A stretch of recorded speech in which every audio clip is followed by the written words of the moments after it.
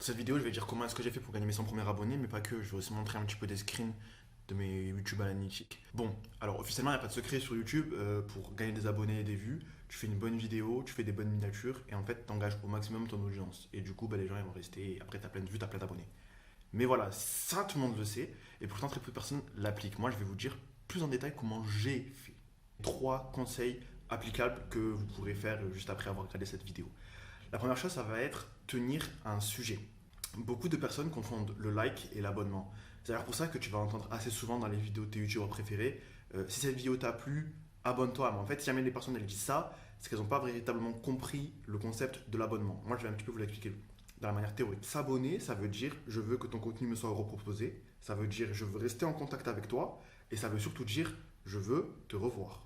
Enfin, si la vidéo que tu as faite, c'est comment réparer un écran d'iPhone fissuré, tu vises des personnes qui ont forcément un iPhone qui a un écran fissuré. Une fois que leur iPhone est réparé, pourquoi est-ce qu'ils voudraient chercher à te revoir? Ils viennent avec un besoin, tu réponds au besoin, merci, au revoir. Et si jamais l'utilisateur, le viewer, il est gentil, allez, t'as été sympa, je te mets un petit like parce que ta vidéo m'a aidé. Point. Mais dans ce même échantillon de personnes à qui YouTube a proposé ta vidéo, il y a peut-être 5-6 débrouillards en fait qui vont venir regarder comment est-ce qu'on fait pour réparer un écran. Je suis un lycéen, j'ai envie d'apprendre ça et ensuite de réparer les écrans de mes collègues et après en fait faire payer ça et monter mon petit business en 2-2 pour faire un petit peu d'argent de poche. Peut-être qu'ils en veulent plus, peut-être qu'ils veulent réparer un écran fissuré, peut-être qu'ils veulent changer aussi, je sais pas moi, n'importe quel composant à l'intérieur, peut-être qu'ils sont intéressés par tout ce qui est autour de la réparation de téléphone, la famille de la réparation de téléphone et pas juste une vidéo sur un iPhone cassé. Toi, lorsque tu es dans ta stratégie justement de grossir ton audience et de gagner en abonnés, il faut que tu t'adresses à eux. Ta vidéo elle va faire beaucoup de bruit, mais il faut vraiment que tout le contenu autour soit vraiment adressé à eux. Ça veut dire qu'il faut qu'elles viennent et qu'elles comprennent qu'il y a de l'intérêt à rester. Faire comprendre qu'il y a de l'intérêt à rester, c'est ce que moi j'appelle tenir un sujet. Encore une fois, on prend l'exemple de l'iPhone, hein, on va rester dessus pour que l'image soit un peu plus approfondie. Tu vas récupérer un sujet et au lieu de faire une seule vidéo sur ce sujet, tu vas faire ta vidéo, ok, bon, parce que tu as eu une idée d'un coup, ta vidéo, tu l'as fait, tu la proposes, et ensuite tu vas rechercher un petit peu autour quels sont les contenus que tu pourrais proposer proche de ce sujet. Genre que ce soit dans la famille de la réparation, que ce soit dans la famille des téléphones, que ce soit dans la famille des applications, en fait vraiment n'importe quel pont possible et imaginable pour des personnes qui sont intéressées par le premier sujet. Et à partir du moment où tu crées ta chaîne, tu commences ta chaîne, tu choisis un sujet et tu le tiens le sujet en fait, parce qu'il faut que tu publies autour de ça. Pour deux raisons. Déjà pour tes abonnés, parce qu'une personne qui vient et qui sait que tu vas faire du contenu en rapport, ben, elle va se dire ok, cette chaîne elle m'intéresse, elle parle de ce sujet qui m'intéresse déjà, je m'abonne car j'ai envie de savoir qu'est-ce qu'il y aura après. Et ensuite aussi, la deuxième raison, c'est parce que YouTube aussi, il va te classifier. Le point numéro 2 vise la recherche. Alors là, je parle véritablement au début. Et encore une fois, il y a plusieurs écoles sur YouTube, mais moi, je suis partisan de ceux qui te disent qu'en fait, pour bâtir ton premier socle d'audience, vise la recherche. Trouver une problématique que tu peux répondre avec une vidéo.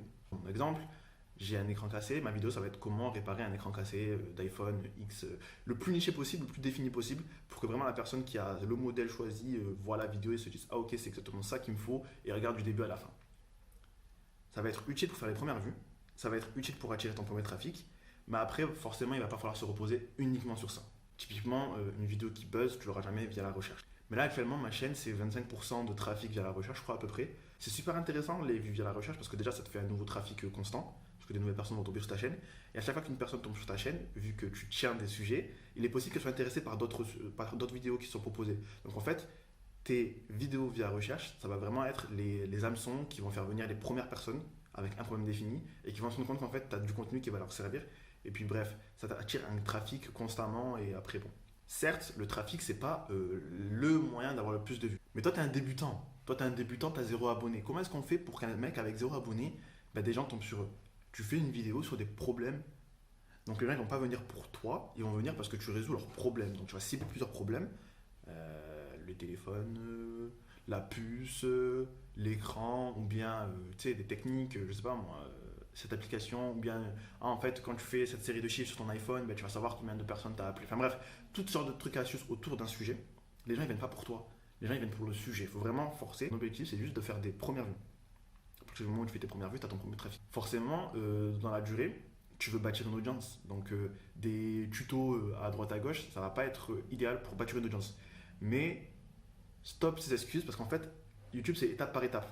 Là, on parle de 0 à 100 premiers abonnés.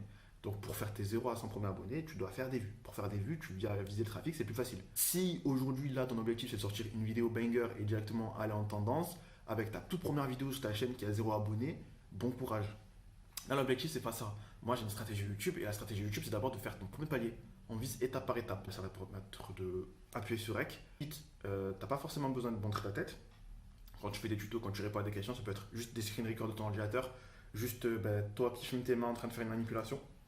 T'as pas vraiment besoin de montrer ta tête, donc ça enlève encore une fois une barrière à l'entrée.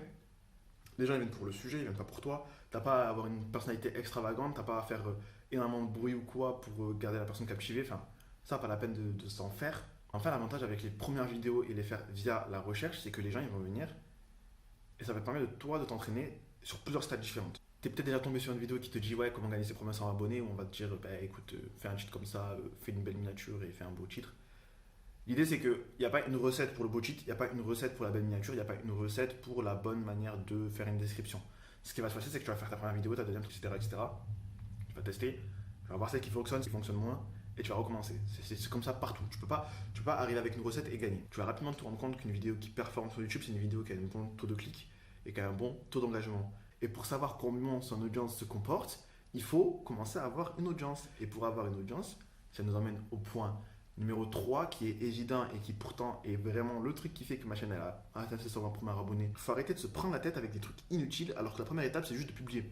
Publie. La plupart des choses qui te bloquent et qui t'empêchent d'atteindre tes premiers 120 abonnés, c'est juste de la procrastination cachée. Tu crois qu'il te faut le sujet idéal, tu crois qu'il faut de la musique idéale, tu crois qu'il faut la caméra idéale, tu crois qu'il faut le micro idéal. Tout ça, cacahuète. On n'en a rien à faire. Et vraiment, ma chaîne actuellement, c'est un petit peu ça. Vous montrer que les gars, tu prends un téléphone, tu filmes, tu as un sujet intéressant, go. C'est comme ça que ça fonctionne. J'ai affiché les screens d'ailleurs de mes performances un petit peu pour les commenter. Oublie pas qu'une vidéo c'est mieux que zéro. Une vidéo moyenne c'est mieux que zéro. Une vidéo bof c'est mieux que zéro. Après, bien évidemment, quand je dis une vidéo moyenne, ça veut pas dire filmer et faire n'importe quoi. Ça veut dire film, même si c'est pas parfait, publie. Et pour la vidéo d'après, ben forcément, tu vas essayer de t'améliorer un petit peu, que ce soit au montage, que ce soit au rythme, etc. Mais le truc, c'est que tu vas pas pouvoir améliorer une vidéo que tu n'as pas publiée. Donc, je vais vous expliquer un petit peu quels sont les points essentiels à faire avant de publier. Restez cohérent. Donc, ça rentre un petit peu avec le point numéro 1 de cette vidéo qui était de tenir un sujet. Mais voilà, il faut vraiment publier une vidéo par semaine. Tout en plus, hein, une vidéo toutes les 2 semaines, une vidéo par mois, etc. Mais en fait, plus tu rallonges le moment entre les publications, plus tu rallonges le moment où tu vas avoir un retour de ton audience en fait. Donc si jamais tu publies une vidéo tous les 3 mois, ben, forcément pour t'améliorer tu vas mettre grave du temps. Donc si jamais tu publies une vidéo toutes les semaines, ben, tu vas t'améliorer en diction, enfin bref, tu vas t'améliorer dans plein de points. Mais quand je dis rester cohérent, c'est-à-dire par exemple moi, ma niche c'était le make money. Donc en gros je parle de comment faire de l'argent. J'ai commencé avec une vidéo sur ComeUp, ensuite j'ai fait une vidéo sur Redbubble, un autre site. Mais qu'est-ce qui se passe, qu'est-ce qu'il y a en commun? C'est que ces 2 sites permettent de gagner de l'argent tout en n'utilisant que son ordinateur, etc. Donc mon audience numéro 1 rassemblée sur les vidéos sur ComeUp. J'avais fait 4 vidéos sur ComeUp, donc j'avais vraiment tenu le sujet, j'avais fait 4 vidéos sur ComeUp. Ben, ces 4 vidéos, elles travaillent toutes seules. Donc ces 4 vidéos, elles sont optimisées vers la recherche. Donc à chaque fois, sur chacune de ces 4 vidéos, il y a des gens qui ne me connaissent pas, qui tombent sur moi, qui tombent sur moi, qui tombent sur moi. Ensuite, j'ai fait une série sur Redbubble, pardon. J'ai fait 5 vidéos. Encore une fois, là, j'ai vraiment tenu le sujet. Donc j'ai fait 5 vidéos. Ces 5 vidéos toutes seules, elles ont elles aussi chacune un arrivage de trafic sur chacune des vidéos. Maintenant, mes 4 vidéos de ComeUp, qu'est-ce qui se passe? Ben, vu que l'audience de ComeUp et l'audience de Redbubble, elles sont potentiellement similaires, qu'est-ce qui se passe? C'est que la vidéo qui tombe sur moi, c'est-à-dire une vidéo sur ComeUp, va être intéressée par une autre vidéo sur Redbubble. Et en fait, je crée juste un espèce de maillage de fou malade où chacune des vidéos, en fait, c'est une porte d'entrée vers tout mon contenu. Et c'est vraiment ça que vous devez faire. Mais sans trop vous prendre la tête non plus. Donc là, pour l'instant, pour publier, tu vas juste choisir une niche, tu vas juste choisir un domaine, tu vas juste choisir une famille, si tu veux, et tu vas publier. Moi, c'est qu'à ma 7e vidéo que j'ai atteint les 100 premiers abonnés. Ça, pour certains, ça peut être beaucoup. Pour d'autres, ça peut paraître très très peu. Mais honnêtement, si la personne qui regarde cette vidéo, t'es un total débutant, genre t'as jamais vu, personne qui regarde cette vidéo, t'es un total débutant, genre t'as jamais publié, fixe-toi un objectif de publier 10 vidéos. Fixe-toi un objectif de publier 10